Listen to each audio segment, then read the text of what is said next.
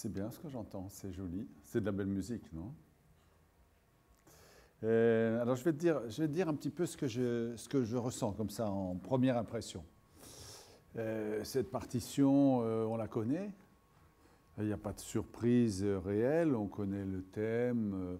C'est une œuvre qui a été beaucoup jouée, qui est caractéristique de cette époque. C'est une œuvre à thème. C'est un état d'âme de Liszt qui tout d'un coup devait avoir un petit coup de blues et puis il a écrit ça. Donc ça s'appelle un sospiro, si je comprends bien, c'est pas très difficile, ça veut dire quelque chose de relativement intime, c'est une impression, c'est soit un soupir de déception, soit de fatigue, soit... Enfin, tout ça, ça veut dire la même chose, c'est-à-dire ça veut dire une certaine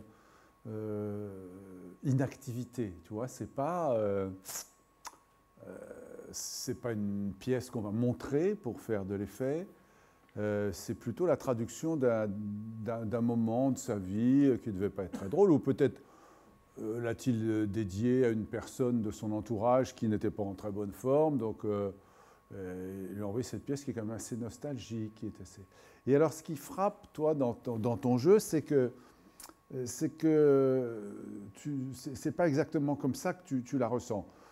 Il y a, je dirais pour résumer, qu'il y a un peu trop d'agitation dans ta manière de jouer.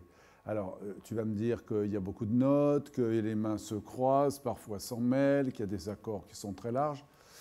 Mais il faudrait que tu essayes de gagner en sérénité. À ton âge, c'est quand même la moindre des choses, je trouve, 14 ans.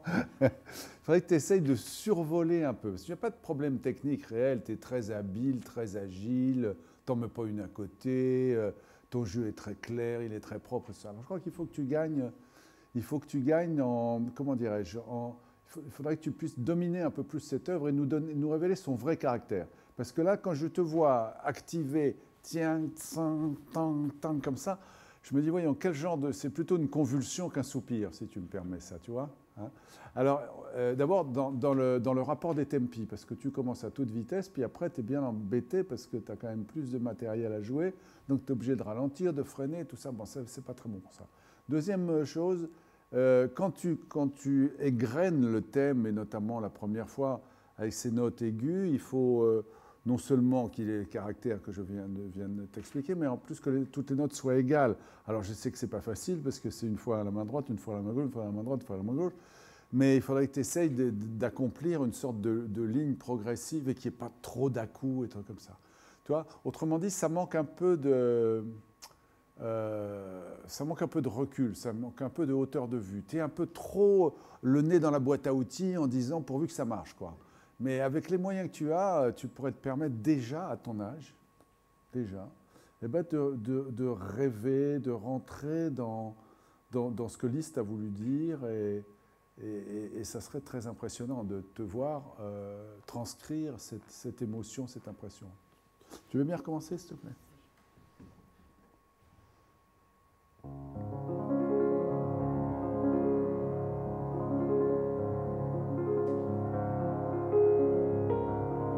Tu vois, par exemple ce tempo, il me paraît très élevé par rapport à celui que tu vas obtenir quand tu feras tatam, tatam, tatam, tatam, parce que tu seras comprimé par la difficulté.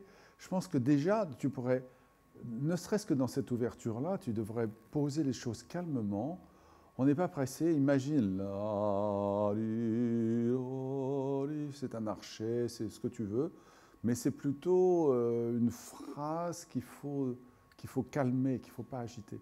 Alors ton début, c'est très bien, l'accompagnement, c'est très régulier, très égal et tout ça, mais là-dessus, il faut que tu déposes un thème magnifique. Et par exemple, ton premier la bémol, ça fait déjà 2 fois, et on est obligé de dresser l'oreille. Tu ne l'as pas superposé suffisamment pour introduire ce thème magnifique. Encore une fois, à mon avis, tu vas un peu vite dans ce passage-là.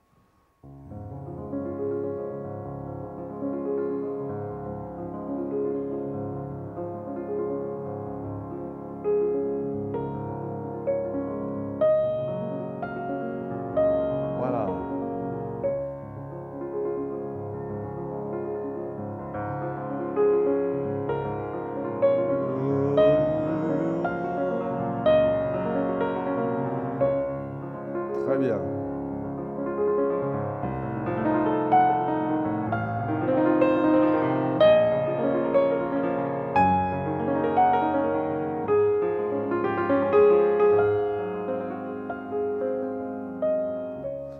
La, sol, la, fa, mi, ré. Et non pas la, sol, la, fa, mi, ré. Chaque fois, tu me rejoues le fa. Tu as raison de le faire parce qu'il est dans la partition, mais il doit être beaucoup plus bas dans l'expression. Sinon, tu mélanges, tu le mets dans le thème. Tu vois, c'est déjà beaucoup mieux. Imagine aussi que dans ton illusion, tu vas pouvoir, au lieu d'égrener des notes comme ça, lang, ding, dong, dong, tu vas pouvoir donner l'illusion que c'est la, li, lo, li, et non pas des petites notes qui tombent. Hein. Mais je sais que c'est impossible à faire puisque c'est partagé entre la main gauche et la main droite. Mais mets ça dans ta tête quand même parce que c'est une longue phrase. Méfie-toi du mi bémol. Alors peut-être que le mi bémol, il corne un peu là. Joue-moi do, ré, ré, mi, mi, fa, fa, juste là avec la main droite. Vas-y. Non, do, ré, chromatique, vas-y. Ouais, encore. Alors descends maintenant, fa, mi, mi. Ouais, alors le mi bémol, méfie-toi, il va falloir le maîtriser parce qu'il a un petit côté corné à piston là, qui n'est pas très heureux.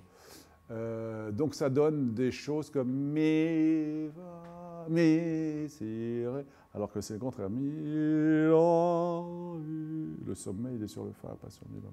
Encore une fois au début, c'est tellement beau.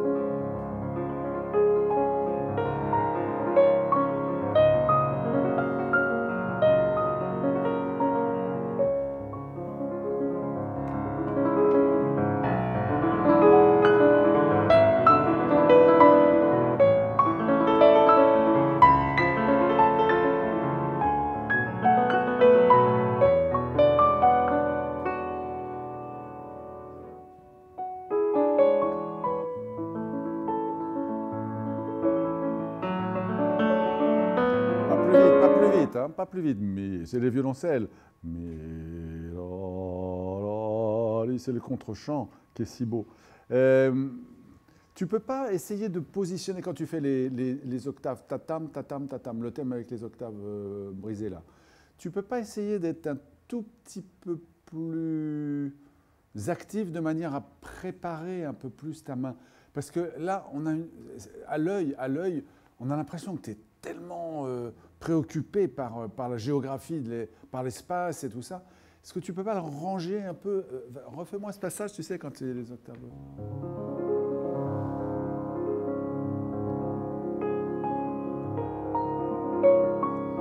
Oui, tu vois, regarde par exemple, observe ta main droite.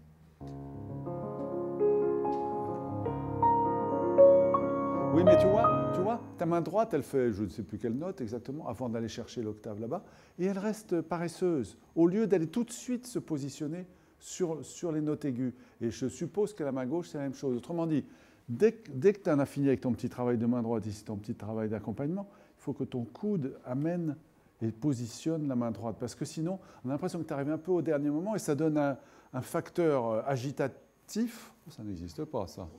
On peut, hein, qui dérange un peu la sérénité de l'ensemble. Veille à travailler lentement ce passage, et puis dès que tu as fini, tu dis hop, fais voyager. Hein, et même chose à la main gauche qui a encore plus de chemin à faire parce qu'elle vient de loin. Recommence à cet endroit.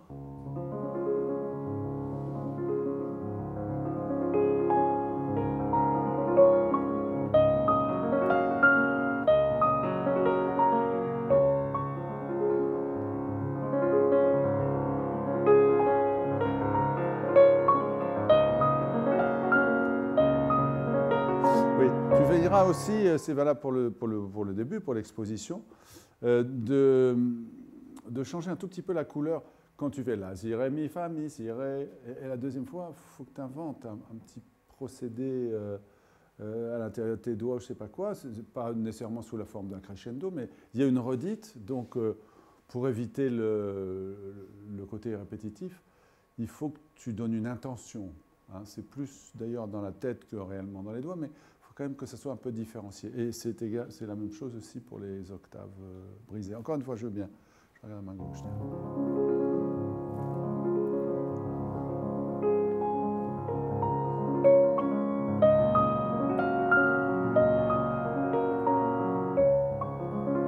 Tu sais quoi, pour ton travail général, pas nécessairement pour ce passage-là. Je te vois faire. Essaye plus tard, c'est pas forcément pour ce passage, mais ça peut être parfois très utile pour se sentir mieux et plus serein quand on joue. Au lieu de jouer Ré, La, je suppose que tu sais les notes, Ré, La, Ré, Fa, Ré, peu importe, essaye déjà de mettre ta main dans une position de futur voyage. Tu vas gagner du temps. Au lieu de jouer, alors je vais exagérer, je vais caricaturer, Ré, La, Ré, Fa, Ré, et puis il faut monter. Alors que si tu le joues comme ça, tu as déjà fait la moitié du chemin et tu es presque sur ton objectif suivant. Tu vois ce que je veux dire? C'est-à-dire la main doit être, non pas, elle ne doit pas jouer dans le sens normal que tu fais. Si tu demandes de faire Ré, La, Ré, Fa, bien sûr que tu vas le jouer comme ça. Mais si tu sais que tu as de l'ouvrage après qui se situe à droite, pourquoi ne pas décaler légèrement la main? Analyse-le, regarde ça tranquillement. Même chose pour la main droite, tu la mets dans une position un tout petit peu désaxée. Comme ce n'est pas très difficile, ça ne devrait pas poser de problème. Et tu sentiras vite qu'au moment où tu n'as plus rien à faire, tu vas aller sur ton octave brisée, tu auras déjà gagné du temps, parce que tu auras gagné de l'espace. Tu vois. Réfléchis ça, mets ça dans la globalité de ton travail. Hein. Vas-y.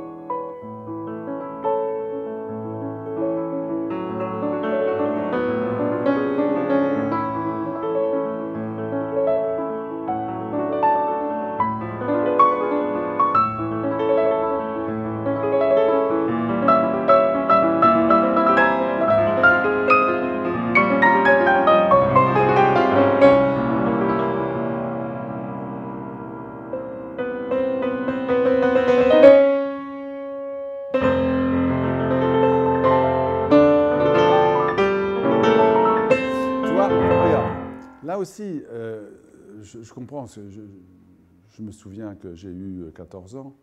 Je comprends très bien que tu puisses jouer ça comme ça. C'est normal, on a de l'appétit, le piano se met à sonner à l'instant, là, et on a une espèce de plaisir formidable. Je comprends tout ça. Mais ce que tu ne sais pas, c'est que tu neutralises, sans le savoir, tu neutralises une partie du plaisir que nous avons. C'est-à-dire que tu ne mets pas à profit ce crescendo et cette montée en puissance, parce que toi, tu l'as transcrit en activité, on va dire, au lieu de faire exactement le contraire, c'est-à-dire de lui donner du souffle, de l'espace et tout ça. Alors, je sais trop la gourmandise qu'on a de... Ça m'arrive d'être encore gourmand à mon âge, tu vois. Mais généralement, ça fait l'effet inverse, c'est-à-dire que ça allège beaucoup le son, alors qu'on est dans une période de crescendo, que ça raccourcit l'espace aussi parce que tu vas beaucoup plus vite, et que tu nous prives d'une certaine manière d'un épanouissement de ta sonorité, et à un endroit où c'est quand même le sommet de l'œuvre, tu vois. Alors, la même chose, ne prends pas ce que je te dis à la lettre, mets-le dans ta tête, et dis-toi bien que Juste pour petit principe comme ça, d'une manière générale, quand tu augmentes le volume de ta sonorité, il faut toujours penser à ralentir plutôt qu'à accélérer. Mais juste ce principe-là. Tu ne vas pas l'appliquer stricto sensu en disant « Oh, il y a un crescendo, il faut que je ralentisse » et tout ça. Non, mais dis-toi que c'est quand même un peu dans ce sens-là. De plus, comme il y a une masse sonore qui s'échappe du piano, nous, nos pauvres oreilles, elles ont besoin de comprendre. Elles ne sont pas habituées. Tout d'un coup, il y a un crescendo, ça va nous bouger, nous bousculer, tout ça. Raison de plus pour t'exprimer encore plus, je n'allais pas dire lentement, mais tu vois, avec une largeur de son beaucoup plus grande. Et là, tu fais évidemment le contraire. Tu grimpes tes arpèges, tes trucs et tes machins, c'est très bien joué, d'accord, mais tu nous prives, et tu te prives d'un plaisir. Le contre-champ, je continue de dire qu'il est trop vite. Hein. Les violoncelles, là, tout ça. Tu vois la musique, là? Il y a une indication de... j'ai pas les 25, je peux le chercher. Ça dépend, elle est à Anguien? Ah non, alors, ah oui, d'accord, je veux bien. Parce qu'il y a peut-être un accélérando, non, à cet endroit? Pas dire de bêtises, parce que c'est la mémoire de Liszt, quand même, qu'on honore cet après-midi. Respecter.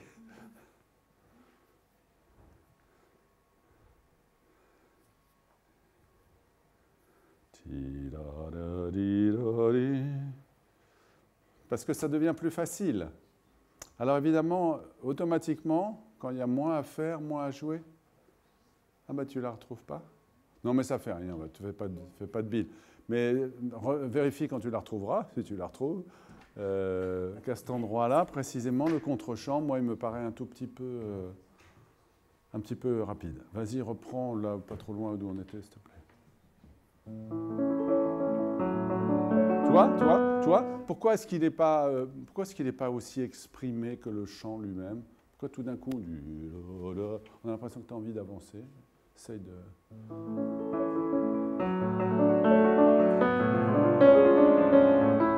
Oui.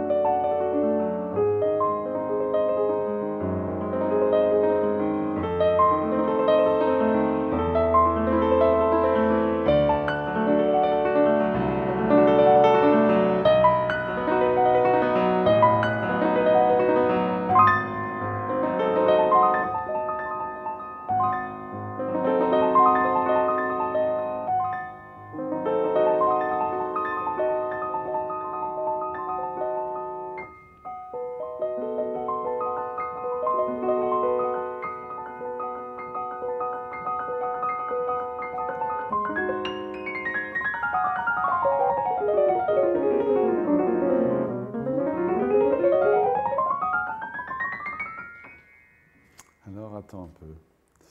Deux choses, deux observations. Quand la main droite se met à clamer sa douleur, sa désespérance, il faut vraiment que tu nous en montres là. J'observe ta main, quand tu fais les octaves, ta main, elle est pas très résistante en fait. Hein. Il te manque un peu d'empreinte.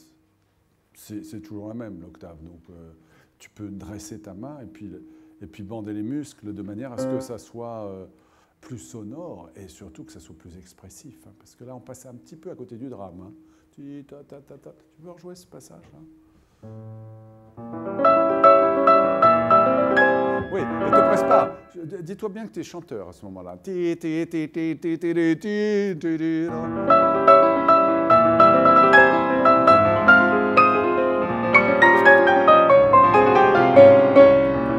déjà c'est mieux. C'est plus exprimé, on sent qu'il y a un drame, on sent que si. N'hésite pas à distendre un peu le tempo pour t'exprimer. Encore une fois, si tu bouscules trop cette séquence-là, nous, on ne va pas comprendre. Hein. Tu sais, nous, on n'a jamais entendu ça. Il faut que tu nous expliques et tout ça. Ça, c'est la première chose. La deuxième, c'est qu'il y a du désordre. Merci. Il y a du désordre dans tout ce qui est digital. Il n'y a pas assez de sécurité. Ça, c'est pas compliqué. C'est le métronome, lentement, l'articulation. L'articulation, il faut que tu sentes chaque doigt rentrer dans chaque touche à un moment que toi, tu auras décidé et que ça ne soit pas passif, tu vois, du genre je vais travailler lentement et tout ça. Non, c'est toi qui décides de l'activité de tes doigts. Et en particulier quand les deux mains jouent des séquences très rapides comme ça. Et là, à l'oreille, on a l'impression qu'il y en a une qui court après l'autre quand même. Hein. C'est jamais très bien ensemble. Mais ça se règle par le travail un peu bête, un peu ennuyeux, je te l'accorde. Métronome, métronome, métronome, métronome. Tempo lent et activité du doigt en réfléchissant le pourquoi du comment. Donc on ne joue pas n'importe comment, tac, tac. Et quand tu auras bien mis ça en mémoire, tes muscles ne te trahiront plus jamais. Si tu as fait ce travail préparatoire en étant bien concentré sur chaque chose à faire, tu n'auras aucun souci. Toute ta vie, ça sera joué comme tu as décidé que ça sera joué. Mais si en revanche, tu joues un petit peu comme ça, l'emporte-pièce, en se disant ça sonne, je connais, je fais pareil. Hein. Tu n'as pas de sécurité, tu n'as pas mémorisé, tes doigts n'ont pas pris l'habitude de faire le même geste au même moment dans une activité lente. Et à ce moment-là, ça sera toujours un tout petit peu laissé par l'abandon, parce que ça va, ça passe ce que tu fais. Mais il faut que tu gagnes en professionnalisme. Hein. Attends, je regarde juste avant de te... On doit s'arrêter, on doit enchaîner. Hein. Mais là... Alors, ça on ne le sent pas, tu vois. T'es mis 1, 2, 3, 4, 5, il y en a 6 plus la petite note, ça fait 7. Est-ce que tu en joues vraiment 7? J'en suis pas sûr. Et en tout cas, ils sont cadrés rythmiquement. 1, ta, ta, pam, pam, pam, pam, pam, pam, pam, pam. Il faut que ça soit plus clair pour nous, sinon on ne comprend pas. Hein. Alors, le violoncelle, est-ce qu'il doit aller plus vite? Pas du tout. À tempo. Et tu vérifieras avec ton métronome aussi. Tu sais, le métronome, souvent, c'est quand on est en désespérance, qu'on se dit « j'y arriverai jamais », tu fermes tout, tu mets le métronome à une vitesse modérée et tu vas voir qu'il t'arrange bien les choses. Hein. Alors, je vais juste écouter la fin, comme ça, parce que c'est bien agréable. Parce que je reconnais, enfin, je sais très bien ce qui t'anime. Chez Liszt, il y a quand même toute une partie habillage. On dit habillage quand c'est une œuvre géniale comme celle-là, on dit bavardage quand c'est une œuvre qui est ratée, tu vois. Mais toutes ces notes, tous ces arpèges, tout ça, ça a une signification. Alors, ce n'est pas l'essentiel, puisque l'essentiel, c'est le thème, mais il faut quand même que tout ce qui est habillage, ça soit réglé précisément aussi. C'est ce qui va donner au thème sa meilleure manière de s'exprimer, tu vois. C'est ce qui va mettre en scène ce thème génial, etc. Si tout est prêt dessous, si tu as bien mis la table, après, tu n'as plus qu'à apporter les assiettes et c'est magnifique, tu vois. Tu me joues la fin, s'il te plaît? Joue comme tu veux. Fais bien comme ça t'arrange.